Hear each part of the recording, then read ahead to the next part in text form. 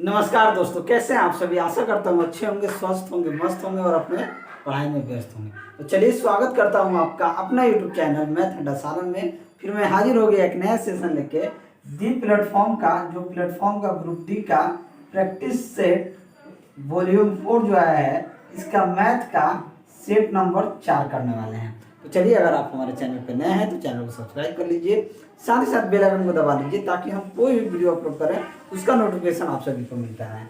अगर आपने सेट 3 तक नहीं देखा है तो मैथ प्लेटफॉर्म ग्रुप डी के नाम से प्लेलिस्ट जो है, प्लेलिस्ट बना हुआ है, आप वहां से जाके देख सकते हैं। तो चलिए बिना टाइम वेस्ट के क्लास को शुरू करते हैं और आज का पहला क्वेश्चन हम स्टार्ट करते हैं। आज का पहला क्वेश्चन जो है ये रहा। पहला क्वेश्चन कह रहा है कि श्रीमती गुप्ता ने अर्धवार्षिक रूप से चक्रवृद्धि होने वाले 8% वार्षिक चक्रवृद्धि ब्याज की दर पर 50,000 का निवेश किया। एक वर्ष के लिए सावधि जमा फिक्स डिपॉजिट में किया गया सावधि जमा की अवधि पूरा होने में उन्हें कितना राशि मिलेगा। अर्धवार्षिक है, रेट कितना है 8%, टाइम कितना है अर्धवार्षिक में 2 साल हो जाएगा। तो रेट क्या हो जाएगा, अर्धवार्षिक में रेट जो है आधा हो जाता है, तो इनका नया वाला रेट जो होगा वो कितना हो जाएगा 4%। कंपाउंड इंटरेस्ट की बात है। अब रेट अगर 4% होता है तो सीआई क्या हो जाएगा, सक्सेसिव लगाइएगा 4 + 4 गुना 4/4 x + y + xy/100, यानी कह सकते हैं 8.16% हो जाएगा। 4 × 4 = 16, ये 100 भाग दीजिएगा तो 0.18, या डायरेक्ट हम इसे कैसे निकालते हैं, 2 साल के केस में अगर रेट 4 हो, 2 साल का केस हो, तो ये करते हैं 4 दूनी 8 और दशमलव दे के इसका स्क्वायर करके लगा देते हैं, यानी कि 8.6% क्या हो जाएगा, इसका रेट हो जाएगा। अब रेट जो है, अमाउंट जो है, मिश्रधन जो है हमसे पूछ रहा है, तो मिश्रधन किस पे पूछ रहा है, तो 50,000 पे, 50,000 पे। अगर आपको चक्रवृद्धि ब्याज 8.16% लग रहा है तो 100 से इसमें क्या हो जाएगा, जुड़ जाता है, यानी कि ये हो जाता है 108.16%। ठीक है, 108.16% हो जाएगा। और जैसे ही यहाँ से हम परसेंटेज हटाएंगे नीचे 100 लगा देंगे, तो 2 जीरो से 2 जीरो ये कट गया, ये 2 जीरो से ये कितना हो जाएगा, ये 10,816 गुना 5 हो गया, गुना कर दिए 6 × 5 = 30 के 0, हाथ में 3, 5 × 5 = 3 8, 8 × 5 = 0 के 8 × 5 = 40 के 0, हाथ में 4, 5 × 0 = 4, 5 × 5, यानी कि अमाउंट जो होगा 54,080 रुपया हो जाएगा। 54,080, यानी कि ऑप्शन बी जो होगा ये आपका सही उत्तर है। अगला क्वेश्चन देखते हैं, क्वेश्चन नंबर 2। क्वेश्चन नंबर 2 कहता है कि यदि 1 2 संख्या दिया है, देखिए दिया है, थोड़ा सा ढीला हो गया, चलिए 1 2 1 2 3 8 9 x 6 3 7 8 y 11 अंकों की एक संख्या है जो 72 से विभाज्य है, तो अंडर रूट कह रहा कि अंडर रूट 7x + 7y का मान क्या होगा। यानी कि जब तक आप x और y का, ये किससे विभाज्य है, 72 से। अगर 72 से विभाज्य, अगर 72 का हम फैक्टर करेंगे तो हम कह सकते हैं 8 × 9, यानी कि ये संख्या जो है 8 से भी विभाज्य होना चाहिए और 9 से भी विभाज्य होना चाहिए, तब जाके ये संख्या विभाज्य होगी। अब देखिए इसमें यही ट्रिक होता है, इस तरीके से 8 से विभाज्य होने का नियम क्या कहता है, 8 से विभाज्य होने का नियम कहता है कि अगर अंतिम 3 संख्या, यानी कि अगर अंतिम 3 संख्या 8 से विभाज्य हो तो वो संख्या 8 से विभाज्य होती है।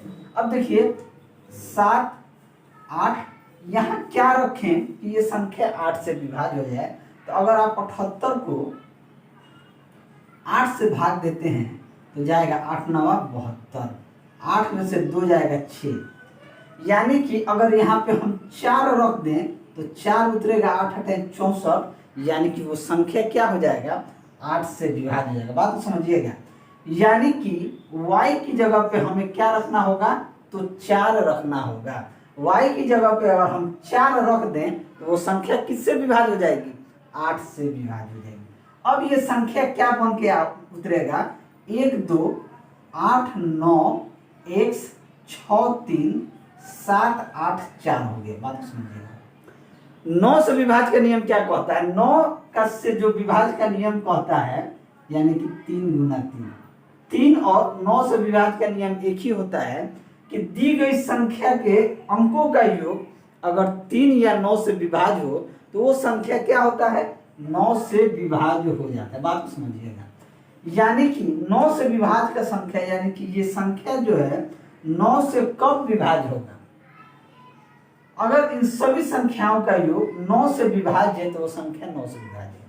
अब इन सभी का योग जोड़ दे 1 2 3 3 3 6 8 6 14 14 14 9 23 6 29 29 3 32 8 40 40 7 47 4 51 यानी ये संख्या निकल के आ जाएगा 51 प्लस एक्स। ठीक है, ये क्या निकल के हमारा आ गया? 51 प्लस एक्स। अब ये 51 प्लस एक्स है और यहाँ पे 9 है। बात को समझिएगा। यहाँ 9 से अगर हम भाग देते हैं तो यहाँ क्या आना चाहिए कि वो 9 से कट जाए? 51 प्लस एक्स है, यहाँ क्या आना चाहिए कि ये x की जगह पे क्या हम ला दें, ये 9 से कट जाए। ठीक है, तो 9 से कटने के लिए 51 9 6 54 होता है। यानी कि अगर यहाँ पे x की जगह पे अगर हम कितना रख देंगे? 3 रख देंगे तो ये संख्या क्या हो जाएगा? 9 से कट जाएगा। यानी कि कितना हो जाएगा? 54 हो जाएगा, जो कि 9 से आसानी से कट जाएगा। तो ये संख्या क्या हो जाएगा? x की जगह पे अगर हम 3 रख दें तो ये संख्या किससे कट जाएगा? 9 से कट जाएगा। यानी x का मान हमारे पास क्या निकल के आ गया? 3 निकल के आ गया। जब x का मान 3 आ गया तो बस इसी का ना मान पूछा था। 7 गुना 3 प्लस 7 गुना y का मान हम 4 निकाले थे 4। 7 3 के 21 7 चौक 28 ये कितना हो जाएगा? अंडर रूट 8 1 9 2 2 4 अंडर रूट 49 का मान क्या हो जाएगा? 7 हो जाएगा। अंडर रूट 49 का मान 7 हो जाएगा। यानी कि इस संख्या का मान क्या हो गया? 7 हो गया। तो ऑप्शन सी जो है ये आपका सही उत्तर हो जाएगा। अगर वीडियो आप सभी को अच्छा लगे तो लाइक कीजिएगा। आप लोग बहुत कंजूसी करते हैं, आपके लाइक से कुछ नहीं मिलने वाला, मुझे मोटिवेशन मिलेगा। चलिए, मैं जो वीडियो बना रहा हूँ वो आपको अच्छा लग रहा है इसलिए आप लाइक कर रहे हैं, तो आप लाइक जरूर कीजिए। चैनल पर नए हैं तो चैनल को सब्सक्राइब जरूर कीजिए। अगला क्वेश्चन देखते हैं, क्वेश्चन नंबर 3। क्वेश्चन नंबर 3 कहता है कि 5 मानों का प्रसरण 16 है। यदि प्रत्येक मान दुगना हो जाए तो नए मानक का विचलन क्या हो जाएगा? 5 मानों का प्रसरण, मानक विचलन जो होता है, मानक विचलन ये क्या होता है? अंडर रूट प्रसरण होता है। क्या होता है? अंडर रूट प्रसरण होता है। अगर मानक विचलन निकालना है तो अंडर रूट 16 कर देंगे तो क्या निकल के आ गया? 4। अगर इसको दुगना कर दीजिए तो क्या हो जाएगा? 4 दूनी 8 हो जाएगा। नया क्या हो जाएगा? 8 हो जाएगा। तो ऑप्शन ए जो है क्या हो जाएगा? आपका सही उत्तर हो जाएगा। बहुत चलिए अगला question, question number 4। Question number 4 कहता है कि 2 शंकुओं की ऊंचाई का अनुपात 2:1 है, उनकी त्रिज्याओं का अनुपात 1:2 है, उनके आयतनों का अनुपात है। 2 शंकुओं की ऊंचाई h1 बट्टा h2 2:1, r1 बट्टा r2 1:2। शंकु का आयतन क्या होता है? शंकु का आयतन होता है 1/3 पाई स्क्वायर h, यही होता है। अब 2 शंकु का आयतन हमको निकालना है। 2 शंकु का आयतन की बात की जाए तो हमसे क्या पूछे? उनके आयतनों का अनुपात ज्ञात कीजिए। आयतन का अनुपात ज्ञात कीजिए। अगर आयतन, शंकु का आयतन यहीं रहने देते, यहाँ नीचे लिख देते हैं। अगर 1/3 पाई r1 स्क्वायर h1 बट्टा 1/3 पाई r2 स्क्वायर h2, पाई 1/3 पाई 1/3 कट गया। यहाँ क्या आ गया? r1 स्क्वायर बट्टा h2। अगर इसको इधर भेज दें, h2 को इधर भेज दें, ये आ जाएगा h2 बट्टा h1 बराबर r1 स्क्वायर बट्टा r2 स्क्वायर। अब देखिए h2 का मान कितना दिया है जी? h2 का मान 1 है, यानी कि 1/2। r1 स्क्वायर का मान कितना है? r1 का 1 है, r1 का 1 है, r2 का कितना है? 2 2 दूनी 4, ये 2 दूनी 4 कट गया, यानी कि 1/2। अनुपात क्या आ जाएगा जी? 1:2 आ जाएगा। तो तो ऑप्शन सी जो होगा वो आपका सही उत्तर हो जाएगा। अगला क्वेश्चन नंबर 5। क्वेश्चन नंबर 5 कहता है कि आकाश ने 21,000 रुपये के साथ एक व्यापार शुरू किया और बाद में 36,000 रुपये के साथ बाला उससे जुड़ गया। यदि वर्ष के अंत में लाभ को समान रूप से विभाजित किया जाए तो ज्ञात कीजिए कि बाला कितने महीने बाद जुड़ा। सबसे पहले आकाश जुड़ा। देखिए इसमें क्या होता है, महीना यानी कि 1 साल को लिया जाता है। आकाश 21,000 रुपया के लिए जुड़ा, कितना दिन के लिए, 12 महीने के लिए। 36,000 रुपया किसने लगाया, 36,000 रुपया बाला ने लगाया। हमको नहीं पता है वो कितने महीना के बाद जुड़ा। पहले काट दीजिए 3 जीरो से, 3 जीरो काट दीजिए, 12 3 36, 3 7 21, यानी कि बाला कितने महीने के लिए जुड़ा जी, तो 7 महीने के लिए जुड़ा। तो कितने महीने बाद जुड़ा, तो 12 में से 7 घटा देंगे, यानी कि कितने महीने बाद जुड़ा वो, तो 5 महीने बाद जुड़ा। तो ऑप्शन कौन सही हो जाएगा, तो ऑप्शन सी जो होगा वो आपका राइट आंसर हो जाएगा। चलिए अगला क्वेश्चन देखते हैं, क्वेश्चन नंबर 6। क्वेश्चन नंबर 6 कहता है यदि a बट्टा b के पावर x माइनस 1 हो और b बट्टा a के पावर x माइनस 3 हो तो x का मान क्या हो। देखिए बात समझिएगा, यहाँ a बट्टा b है, यहाँ b बट्टा b है, यानी अगर इसको उल्टेंगे तो ये भी क्या हो जाएगा, उलट जाएगा। क्योंकि इन दोनों को बेस को अगर हम समान कर देंगे तो ऊपर वाला घात क्या हो जाता है, आपस में बराबर हो जाता है। बस कुछ नहीं करना, बहुत इजी क्वेश्चन है। a बट्टा b बराबर x माइनस 1, अगर इसको a बट्टा b करेंगे तो a बट्टा b बराबर ये क्या हो जाएगा, 3 माइनस का x। बस ये दोनों बेस समान हो गया तो यहाँ से क्या आ जाएगा, x माइनस 1 बराबर 3 माइनस x इधर आएगा, माइनस से प्लस हो जाएगा 2x, और ये माइनस उधर जाएगा 3 प्लस से क्या हो जाएगा, 4 हो जाएगा। तो 2 दूनी 4, यानी x का मान क्या निकल के आ गया, 2। x का मान क्या निकल के आ गया, 2 निकल के आ गया, यानी कह सकते हैं इनमें से कोई नहीं, ऑप्शन डी क्या हो जाएगा, आपका सही उत्तर हो जाएगा। चलिए अगला क्वेश्चन देखते हैं, क्वेश्चन नंबर 7। क्वेश्चन नंबर 7 कहता है यदि a x से y तक 78 किलोमीटर प्रति घंटा की गति से फिर y ये है x y, ये एक आदमी है, बात को समझिएगा। ये 78 किलोमीटर प्रति घंटा से, किलोमीटर प्रति घंटा के गति से फिर y x तक 120 किलोमीटर, एक y है 120 और फिर y 120 किलोमीटर प्रति घंटा की गति से गाड़ी चलाता है।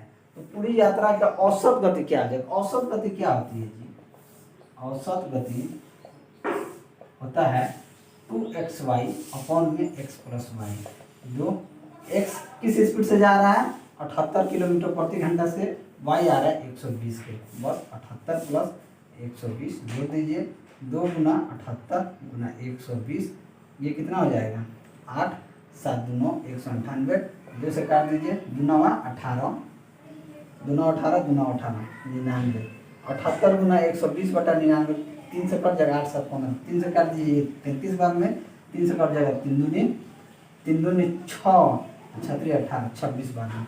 अब कुछ कटने वाला है, नहीं कटने वाला है, कटेगा तो ये दशमलव में आएगा, यानी हम कह सकते हैं 94.5 किलोमीटर प्रति घंटा क्या हो जाएगा, तो ऑप्शन बी क्या हो जाएगा, आपका राइट आंसर हो जाएगा। चलिए अगला क्वेश्चन देखते हैं, क्वेश्चन नंबर 8। क्वेश्चन नंबर 8 कहता है दो संख्याओं के एलसीएम और एचसीएफ क्रम 693 और 11 है। एलसीएम कितना है, 693, एचसीएफ है 11, यदि एक संख्या 99 है तो दूसरी संख्या क्या होगी। इस तरह के एक प्रश्न आपको लिखना।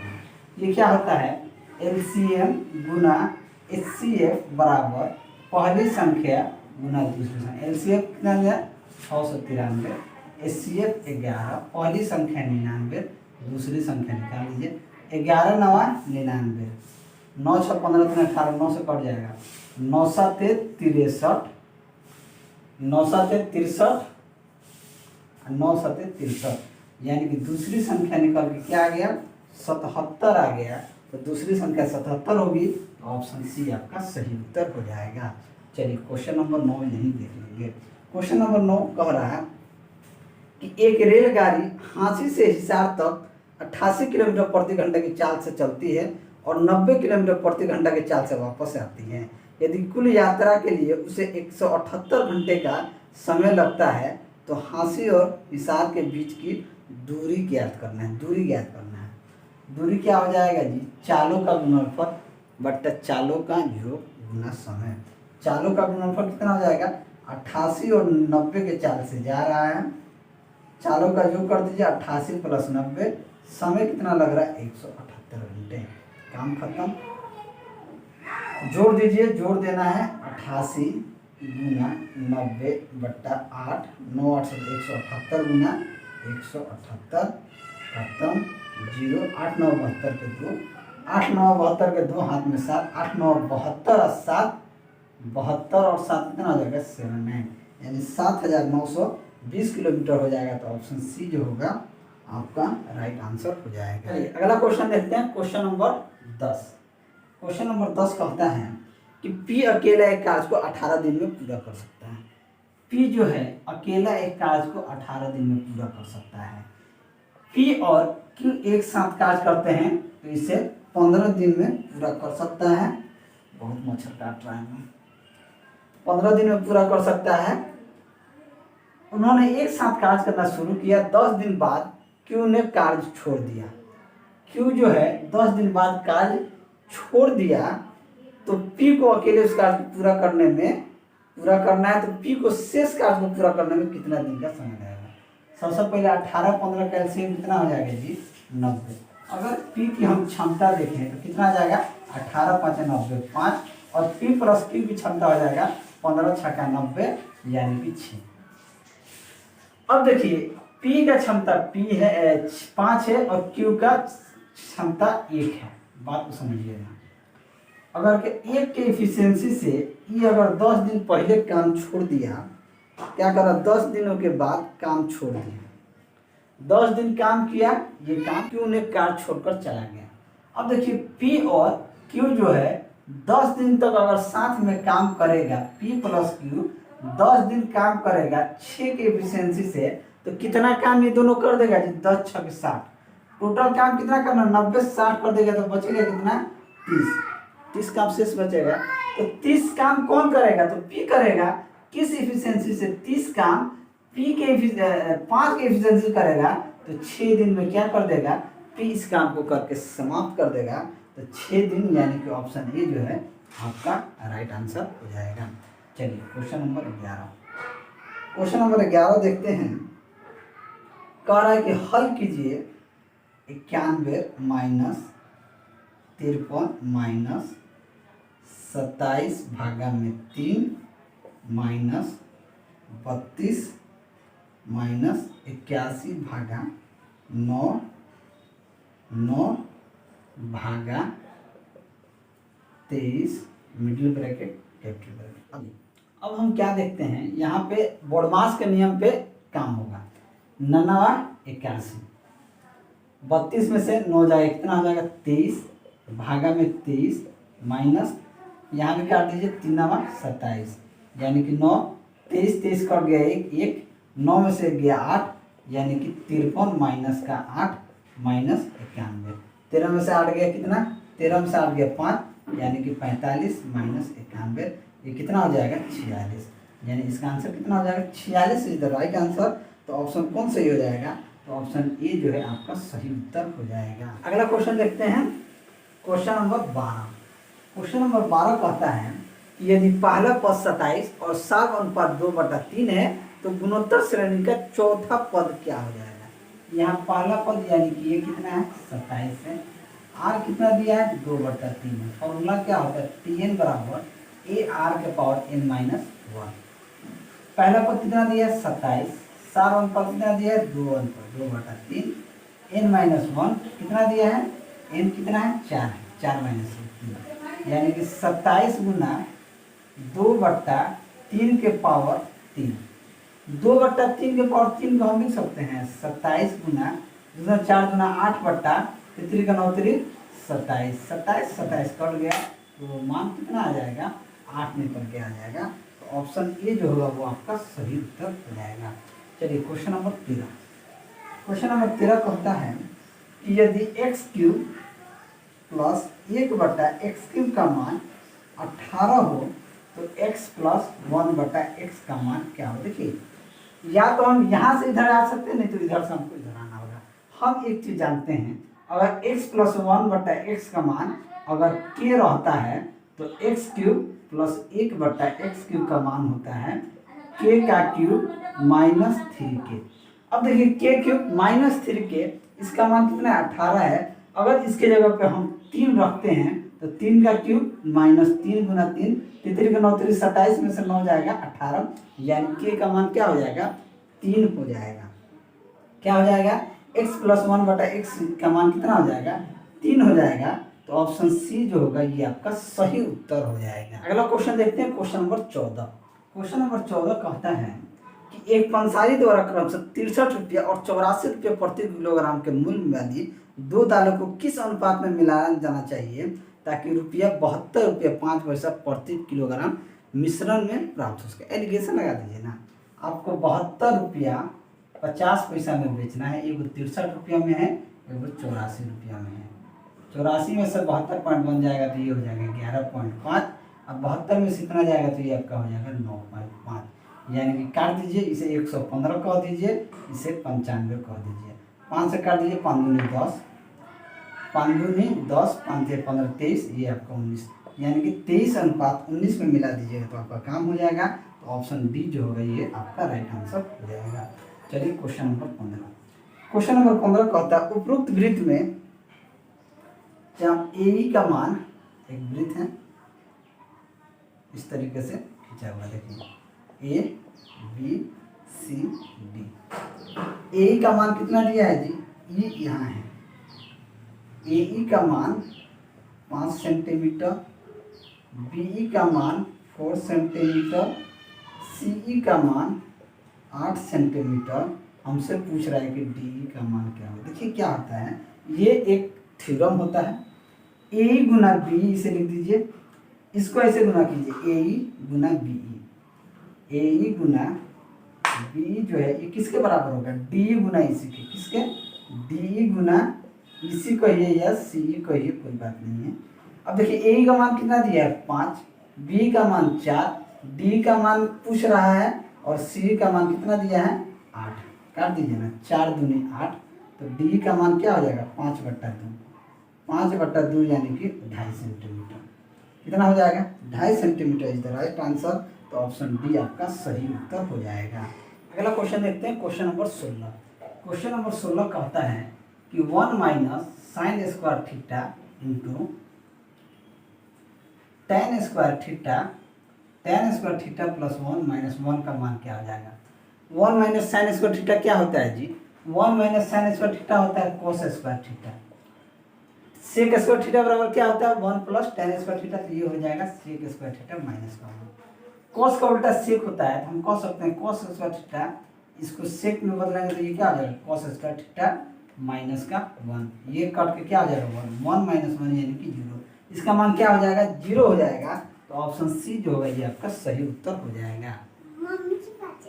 क्वेश्चन नंबर 17, 1 मिनट रुक जाइएगा।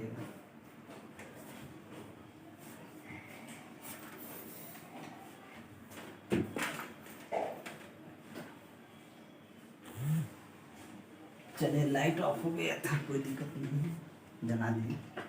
चलिए क्वेश्चन नंबर 17 क्या कहता है, 17 में कह रहा है कि 30 वस्तुएं बेचने पर एक व्यक्ति को 2 वस्तुओं के विक्रय मूल्य की हानि होती है, तो उसका हानि प्रतिशत क्या हो जाएगा।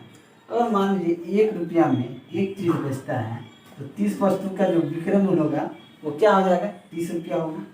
2 वस्तु के बीच हानि होती है तो टोटल वस्तु कितना हो जाएगा, उसका क्रय मूल्य कितना हो जाएगा, क्रय मूल्य देखा जाए तो 32 रुपया होगा।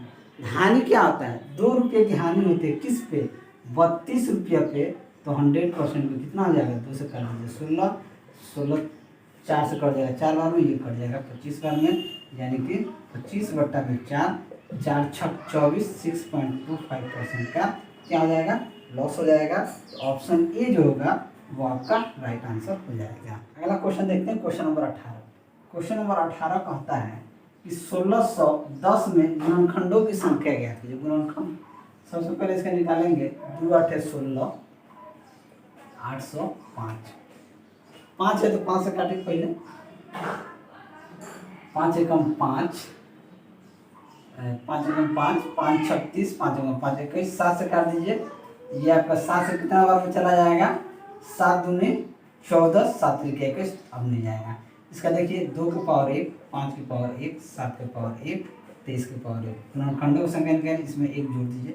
1 1 2, 2 गुना 2 गुना 2 गुना, इन सब के पावर में 1 1 जोड़ दीजिए। 2 दूना 4 दूना 8 दूना 16, तो गुणनखंडों की इसकी संख्या कितनी हो जाएगी, तो 16 गुणनखंडों की संख्या हो जाएगी। तो ऑप्शन सी जो होगा वो आपका क्या हो जाएगा, राइट आंसर हो जाएगा। नंबर 19, क्वेश्चन नंबर 19 देखते हैं। निम्नलिखित ग्राफ का ध्यान से अध्ययन कर नीचे दिए गए प्रश्न का उत्तर दीजिए। एक महीने में एक परिवार का खर्च जो है शिक्षा और खाद्य के क्षेत्र में केंद्रीय पूर्ण का क्रमशः अनुपात क्या है। तो शिक्षा पे देखिए 15% है और भोजन में कितना है 25%। काट दीजिए 5 के 15, 50 25, क्या अनुपात आ गया 3:5 आ गया। तो ऑप्शन सी जो है आपका राइट आंसर हो जाएगा। क्वेश्चन नंबर 20, क्वेश्चन नंबर 20 यही देखते रहते हैं। यदि चर के मान 4 3 2 1 है और इसकी बारंबारता 1 2 3 4 है तो माध्य ज्ञात कीजिए। माध्य क्या आ जाएगा जी, चलिए माध्य निकाल दीजिए। माध्य होता है सभी संख्याओं का योग बटा सभी संख्या, ठीक है। अब 4 का बारंबारता 1 है, प्लस 3 का बारंबारता 2 है, प्लस 2 का 3 है, प्लस 1 का 4 है, बटा में संख्या कितनी है 1 2 3 4। 4 प्लस 3 दूनी 6, 2 3 6, 4 एकम 4, 1 2 3 3 6 4 10, 6 4 12 4 16 4 20 बटा 10, यानी कितना आ जाएगा 2 आ जाएगा। 2 आ जाएगा यानी कि ऑप्शन सी जो होगा ये आपका राइट आंसर हो जाएगा। अगला क्वेश्चन देखते हैं, क्वेश्चन नंबर 21। क्वेश्चन नंबर 21 कहता है कि निर्देश दी गई तालिका का अध्ययन करें जो 5 विषयों ए बी सी डी और ई में 5 छात्र पी क्यू आर एस और टी द्वारा प्रतिशत अंक के बारे में बताता है। प्रत्येक विषय के लिए अधिकतम अंक प्रत्येक विषय के सामने ब्रैकेट में दिया गया है। हमसे पूछ रहा है विषय सी में सभी छात्रों द्वारा प्राप्त औसत प्राप्त अंक क्या है। सी में अंक क्या आ जाएगा, सभी संख्याओं का योग 80 प्लस 64 प्लस 72 प्लस 76 प्लस 72 बटे 1 2 3 4 5, जोड़ दीजिए। 4 2 6 6 12 2 14 2 4, हाथ में 1 8 9 9 6 15 15 7 22 7 29 29 7 36 364 बट्टा में 5, भाग दे दीजिए। 5 7 35, 5 7 35, 1 5 दूनी 10, 5 दूनी 10 और 5 8 40, यानी कि 72.8% हो जाएगा। 72.8% यानी कि ऑप्शन ए जो होगा ये आपका सही उत्तर हो जाएगा। अगला क्वेश्चन देखते हैं, क्वेश्चन नंबर 22। क्वेश्चन नंबर 22 कहता है कि एक विमान से ठीक सीधी सड़क पर विमान की विपरीत दिशाओं में स्थित 2 अनुक्रमिक किलोमीटर पत्थरों के अनुमान कोण क्रमशः 60 डिग्री और 30 डिग्री है। उस समय विमान की सड़क से ऊंचाई ज्ञात कीजिए। तो अनुमान कोण 30 डिग्री और 60 डिग्री बनाना है। मान लीजिए ये विमान की ऊंचाई है, इस सड़क से इस विमान की ऊंचाई ये है। अगर हम इसे ए कह दें, इसे बी कह दें, इसे सी कह दें, इसे डी कह दें, इस वाले कोण को अगर हम 60 डिग्री कह दें, इस वाले कोण को हम 30 डिग्री कह दें। 30 डिग्री 60 डिग्री की बात की गई है। अब देखिए एक चीज कंसेप्ट इसमें जान लीजिए, अगर ये 30 डिग्री है, ये 60 डिग्री है, तो ये क्या है 90 डिग्री। 30 डिग्री के सामने जो होता है वो ये होता है, डायरेक्ट कह सकते हैं 1 होता है। 60 डिग्री के सामने ए √3 कहिए, चाहे √3 कहिए, और 90 डिग्री के सामने क्या होता है 2 होता है। इस कंसेप्ट को आपको समझना होगा।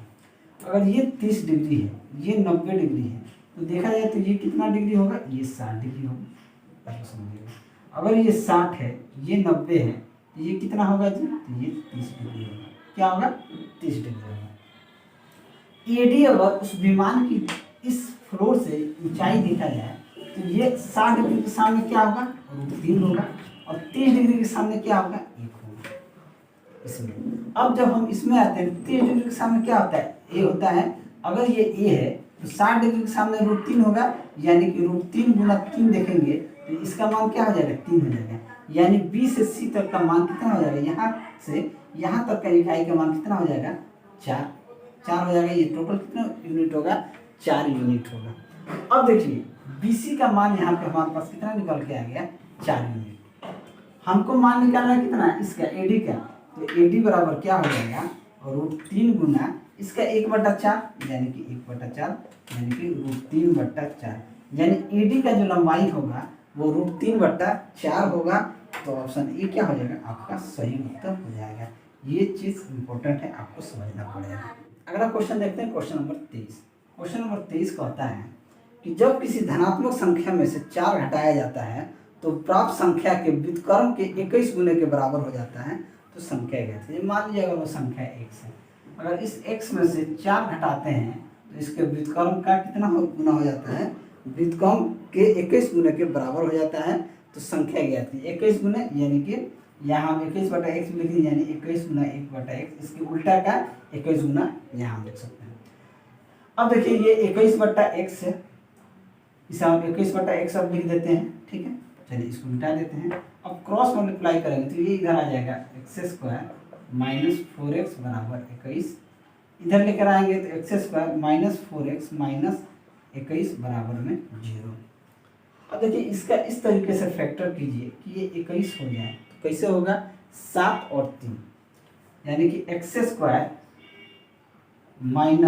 7x + 3x - 21 बराबर 0। यहाँ से x कॉमन लेंगे, यहाँ क्या बचेगा, x - 7 + 3 रहेगा यहाँ, तो x - 7 बराबर 0, यानी कि x - 7 × x + 3।